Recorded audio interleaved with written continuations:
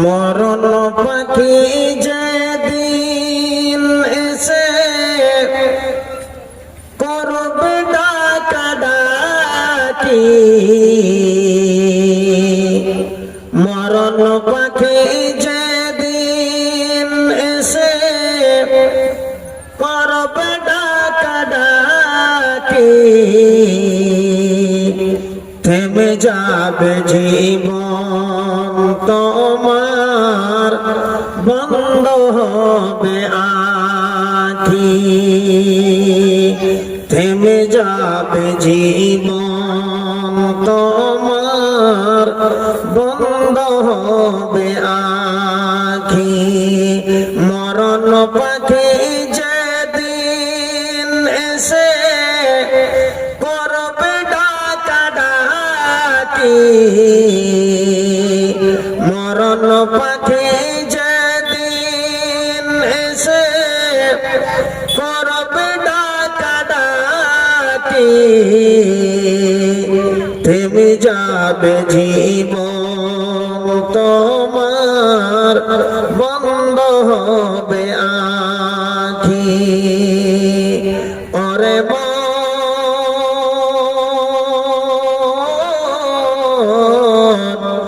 থেমে যাবে জীবন তোমার, বন্ধ হবে আঁখি। দুনিয়াতে আছো তুমি টাকা পয়সা নিয়ে, মরা পরে করবে দাফন সাদা কাফন দিয়ে।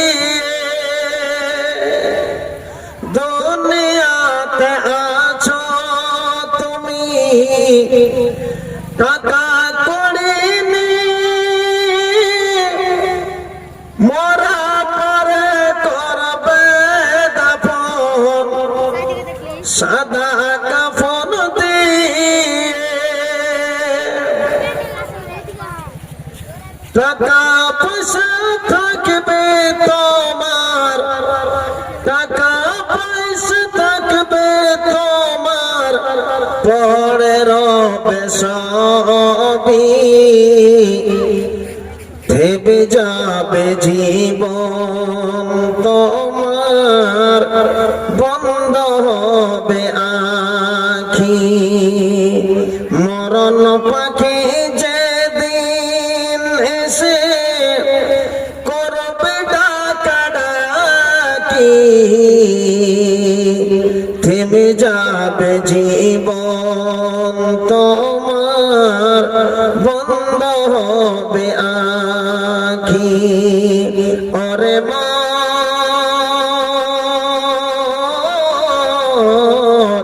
থেমে যাবে জীবন তোমার, বন্ধ হবে আঁখি।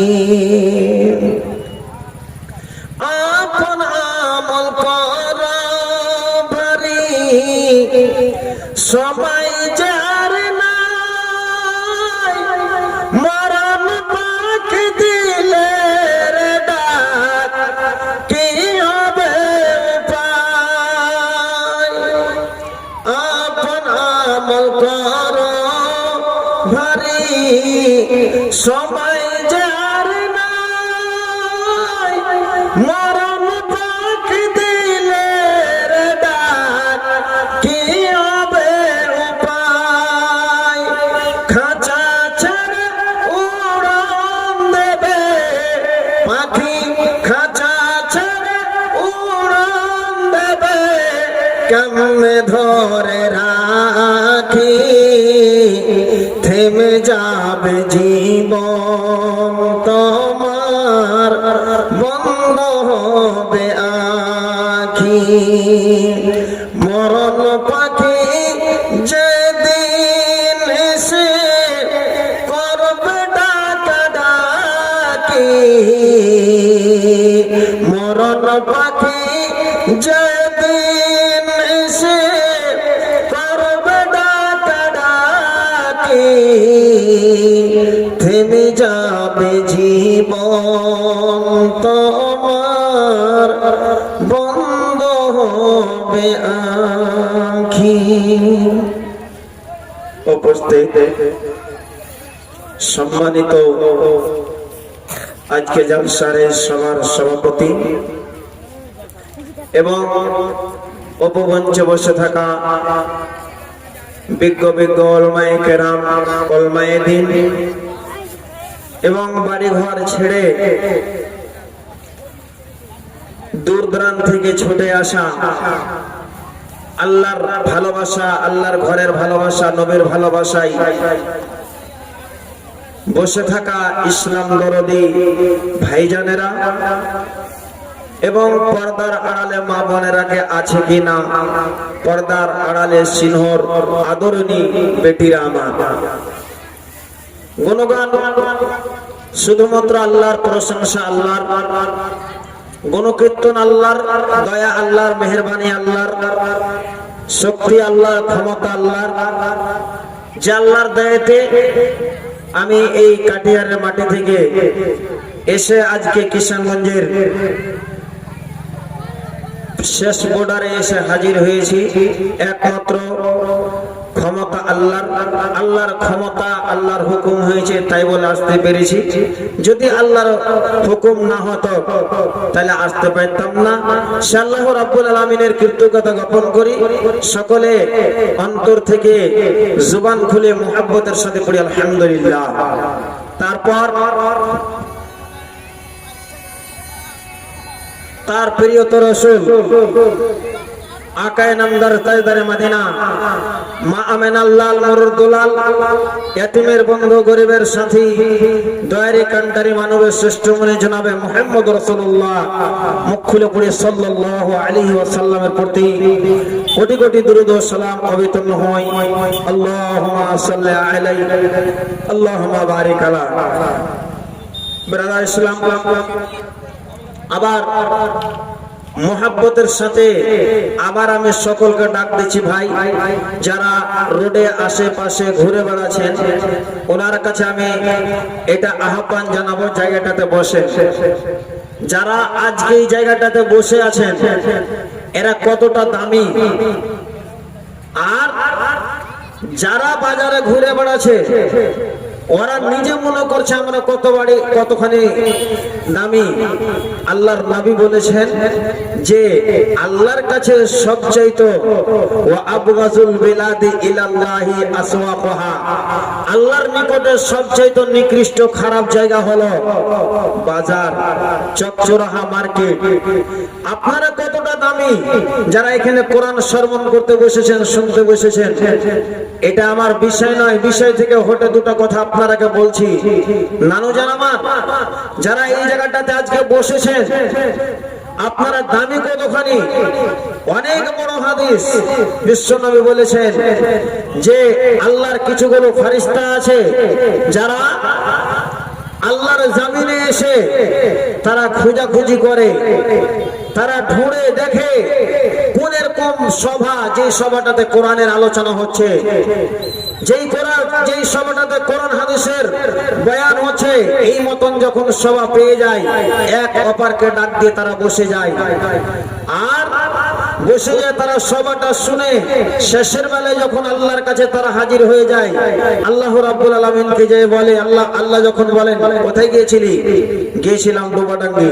কিসের কারণে? না তো গিয়েছিলাম ওখানে একটা সভা ছিল, মসজিদের উন্নতি কল্পে জালসা, সেই জায়গাটাতে গিয়েছিলাম। কতটি লোককে পেয়েছো? এতটি লোক ছিল। আর কেউ এসেছো? একজন টুকি মেরেছে, খাড়ো হয়েছে 1 মিনিট। আল্লাহ বলছেন সবকে মাফ করে দাও। কতখানি দামি জিনিস, কতটা লোক আপনারা, আমরা আজকে দামি বাপজান। আমার বিষয়টার দিকে যাই। আজকে আমার বিষয় হলো আল্লাহর ঘর, মসজিদকে কেন্দ্র করে, মসজিদের দিকে লক্ষ্য রেখে আজকে আমি যে বিষয়টা নিয়ে আলোচনা করব সেটা হলো, মা বোনেরা একটু আপনারা লক্ষ্য করে ধ্যান দিয়ে কথাগুলো শুনবেন। এই যে আমার নানা দাদুরা আছে, এর তো মধ্যে মধ্যে ব্যাটারি চার্জ হতে থাকে। জুমার দিনে খুতবা হয়, খুতবা শুনে, ঈদের ময়দানে খুতবা শুনতে পাই, কিন্তু মা বোনেরা ইয়াদের কিন্তু ইমানে বাটা লেগে থাকে। ইমানের যেই ঘড়িটা আছে ভোল্টেজটা বাড়ে না। হাদিস কোরআন, আল্লাহর কোরআন দিয়ে হাদিস কোরআনের কথা শুনে, আল্লাহর ভয়ে জাহান্নামের কথা শুনে মানুষের ঈমানটাকে বাড়ে। মা বোনের আগে একটু লক্ষ্য করবেন, আজকে আমি যে বয়ানটা করব, বিষয়টা আমি আলোচনা করব, সেটার নাম হলো যে একটা স্ত্রীর প্রতি স্বামীর কয়টা হক, স্বামীর স্ত্রীর প্রতি কি হক আছে, আর স্ত্রীর স্বামীর প্রতি কি হক আছে। সময় পেলে আলোচনা করব, কিন্তু দুইটাকে নিয়ে একটু চলাফেরা করি নাকি ভাই? জি, দুটাকে নিয়ে মা বোনেরা, যে স্বামী জিনিসটা কতটা দামি জিনিস, স্বামী কতখানি একটা স্ত্রীর প্রতি কতটা হক রাখে, স্বামীটা একটা স্ত্রীর প্রতি কত বড় দামি মনে করতে হবে ওকে, একটা স্ত্রীকে স্বামীটাকে কতটা সম্মান দিতে হবে, কতটা মর্যাদা দিতে হবে, সেই ব্যাপারে একটু আলোচনা করবো। মায়েরা শুনবেন একটু লক্ষ্য করে। নবীর যুগের মেয়েদের মতন, নবীর যুগের স্ত্রীরা যে যারা ছিল, দুটা স্ত্রীর কথা, দুটা মেয়ের কথা, দুটা মহিলার কথা বলা হয়েছে, যারা নিজের স্বামীটার সম্মানটা করত। ইয়াদের তুলনা আর অন্য নারীদেরকে দেওয়া হয়নি। ওদের জীবনের সাথে আমার জীবনটাকে মূল্যায়ন করতে হবে, ওদের জীবনের সাথে আমার জীবনটাকে গড়িয়ে তুলতে হবে। এ মায়েরা, যদি আল্লাহর জান্নাত যদি আমরা নিতে চাই, আল্লাহ তোমার জান্নাত নেব, আল্লাহ তোমার ভালোবাসা হয়ে আমরা জীবনটাকে গত করব, আল্লাহ তোমার নবীর সুপারিশ ভাগ্য কপালে নিব, সুপারিশটা আমরা আমাদের ভাগ্যে আল্লাহ তুমি দেখিও, তাহলে পারে জীবনে আল্লাহ রাব্বুল আলামিনের বিধানের পরে কতগুলো বিধি আছে, কতগুলো কানুন আছে, কতগুলো এরকম ভাবে কাওয়ানিন জওয়াবিদ আছে, যেগুলো জিনিসগুলোকে মেনে আমরাকে জীবনটাকে চালাইতে হবে আর গড়াইতে হবে। তার ভিতরে একটা হলো যে স্বামীটা, একটা স্বামী কত বড় দামি জিনিস।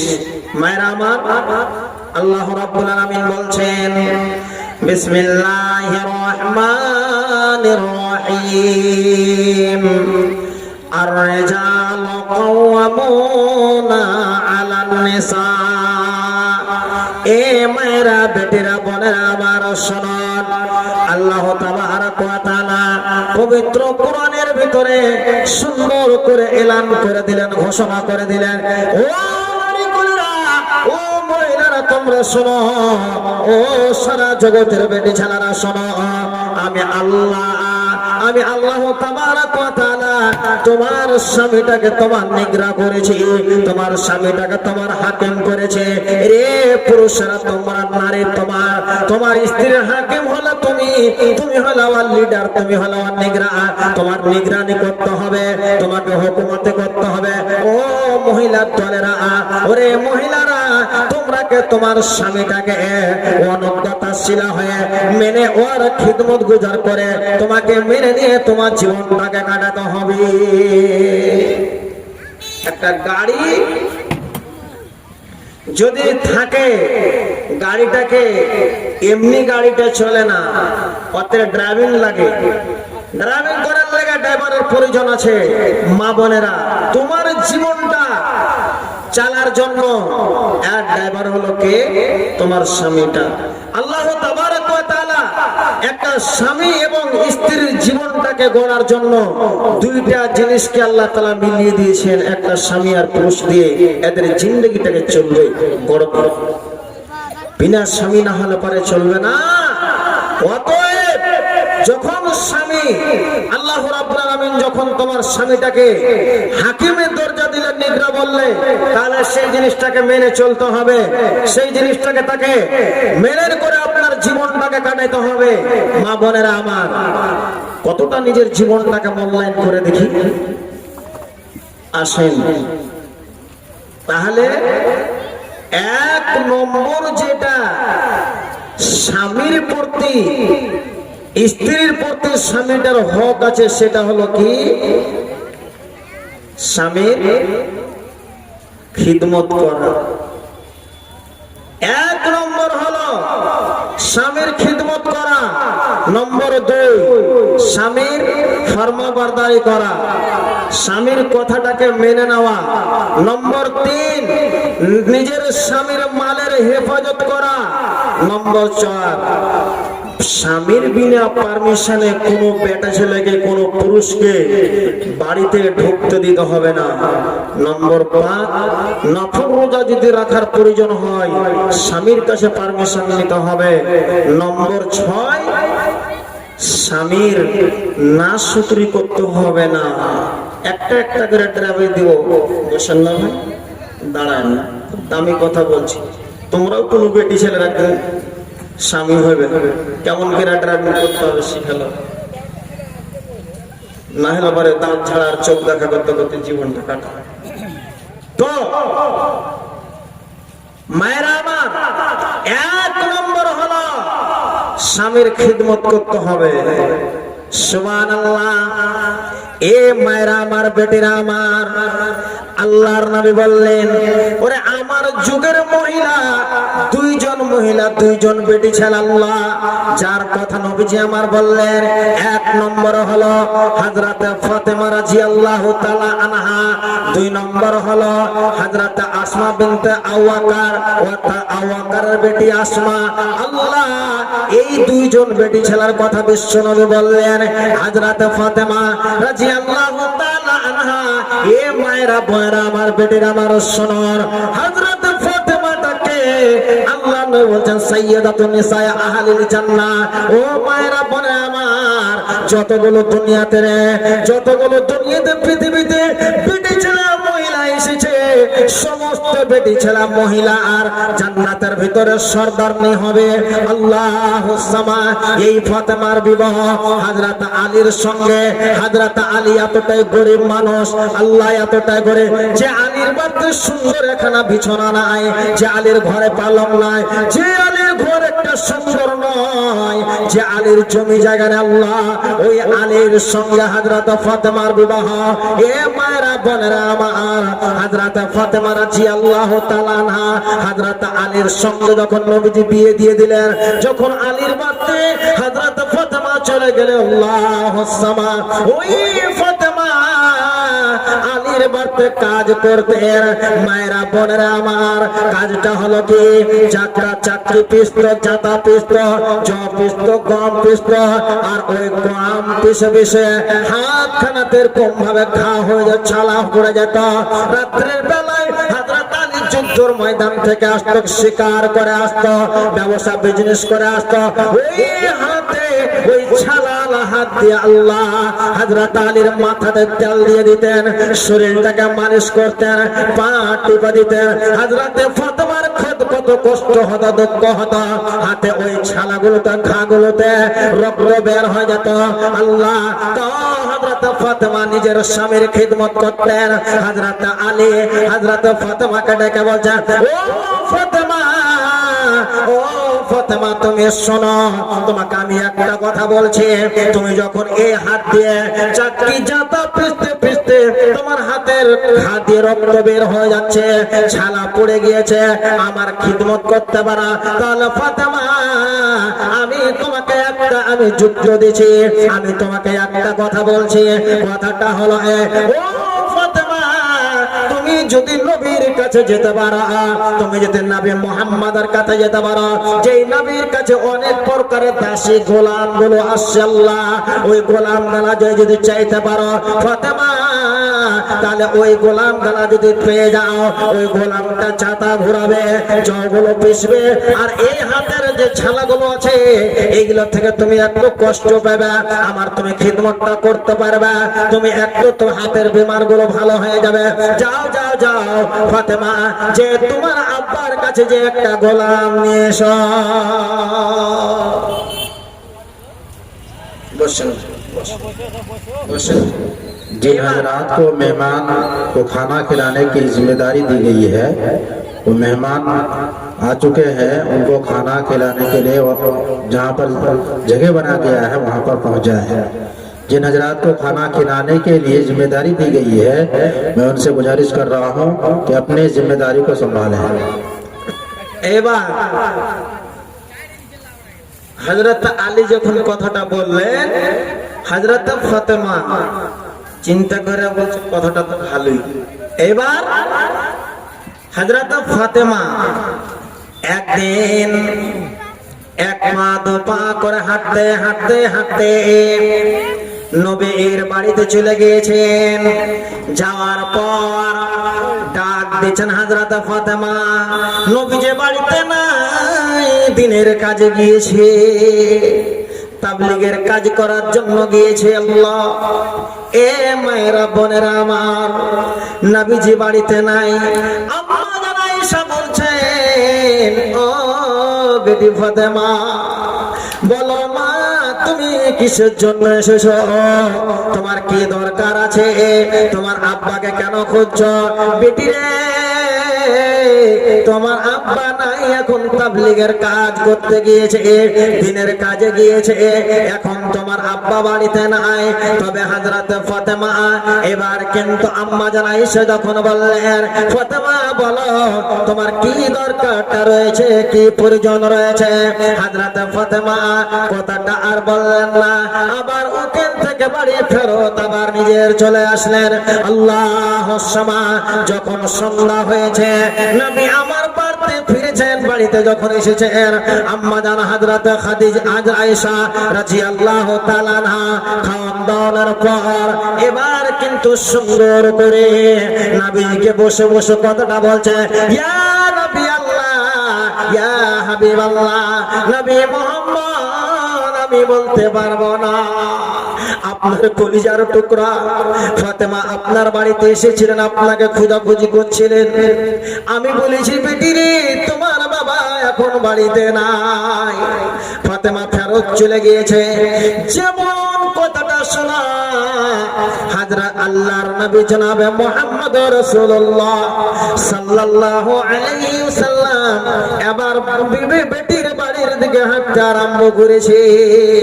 হাঁটতে হাঁটতে হাঁটতে বাড়িতে যা টেলির মাঝে যখন চলে গিয়েছে, এ মায়েরা বোনেরা আমার, বেটিরা আমার শুনুন, বাপজিরা আমার শুনে যান, কত দামি মূল্য কথাটা। এইবার যখন টেলির মাঝে চলে গিয়েছে, নবী আমার ডাক দিয়েছেন, ও মা ফাতেমা। হযরত আলী এবার হযরত ফাতেমা আর হযরত আলী দুইজন বিছানাতে চলে গিয়েছে। বন্ধুরে আমার, যখন আওয়াজটা শুনতে পাওয়া হযরত আলী উঠে গেলেন, হযরত ফাতেমা উঠে গেলেন। নবী বলছেন, বিটি ফাতেমা, ও হযরত আলী, বাবা তোমরা যেই জায়গাতে আছো তোমরা বসে থাকো, আমি নবী মুহাম্মদ নিজে চলে আসছি। নবীজি আমার বেটি এবং জমাই তার বিছানাতে মধ্যখানে নবীকে দেখে হযরত ফাতেমা একদিকে, আলী একদিকে, মধ্যখানে নবীজি চলে গেলেন বিছানাতে, মধ্যখানে চলে গেলেন আর যে ওখানে বসে গেলেন। বসে যাওয়ার পর বলছেন, ও মা ফাতেমা, কিসের জন্য তুমি আমার কাছে গিয়েছিলে? এবার হযরত ফাতেমা বলছেন, আব্বা জান, এই যে হাতখানা দেখো, এই হাত দিয়ে আমি চাকি আবজাতা পিষে পিষে পিষে পিষে আব্বা হাতে আমার ঘা হয়ে গেছে, ছালা পড়ে গিয়েছে। আব্বা এই হাত দিয়ে আপনার জামার মাথায় তেল দিতে, পা টিপতে, শরীরটা টিপতে, ওতে আপনার জামার খিদমত করতে আমার অতি কষ্ট লাগে আব্বা, যার কারণে আমি একটা গোলামের জন্য গিয়েছিলাম। আব্বা জান, যদি আপনার কাছে কোনো প্রকারের গোলাম থাকে আপনি আমাকে দিন। এবার নবীজি আমার কত সুন্দর কথা, কত দামি কথা আল্লাহর নবী নিজের মেয়েকে হযরতে ফাতেমাকে শিক্ষা দিয়েছেন। ও মায়েরা আমার, ও বন্ধুরা, ভাইরা আমার, আপনারা যদি এই নবীর পদ্ধতিটাকে যদি শিখতে পারেন ভাই, যদি নবীর পদ্ধতিতে চলতে পারেন, আল্লাহ রাব্বুল আলামিন ওই মতন নাকি আপনাকে আল্লাহ তাআলা দান করবেন। এবার নবীজি আমার নিজের মেয়ে হযরতে ফাতেমাকে পদ্ধতিটা শিখিয়েছেন। ও মা ফাতিমা, বেটিরে আমার, আমি নবী মুহাম্মদ, তুমি আমার কাছে গিয়েছিলে গোলাম নেওয়ার জন্য, দাসী নেওয়ার জন্য। বেটিরে আমার, ওই গোলামের চাইতো, ওই দাসীর চাইতো যদি আমি দামি জিনিস তোমাকে দেব, তুমি নিবে কি নিবে না? আল্লাহুস সামাদ।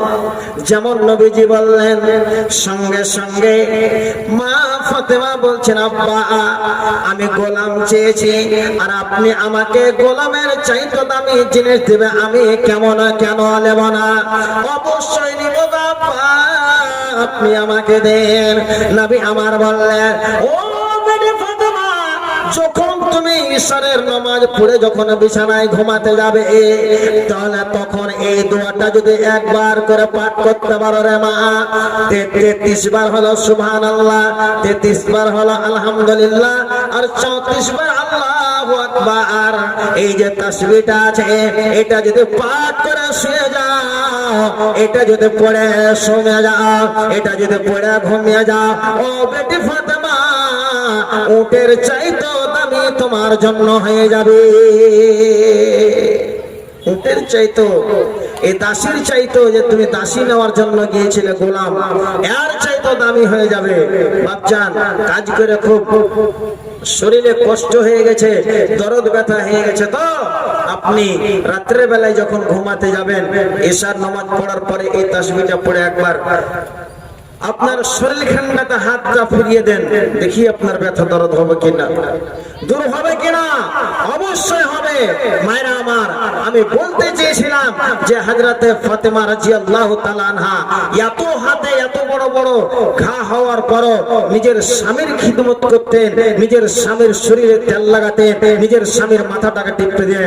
মায়েরা আমার, তাহলে আমরা আজকে এই প্রকার এই মতন নারী আমরা দুনিয়াতে বেঁচে আছি, স্বামীর কি খিদমত করতে হবে না? হবে।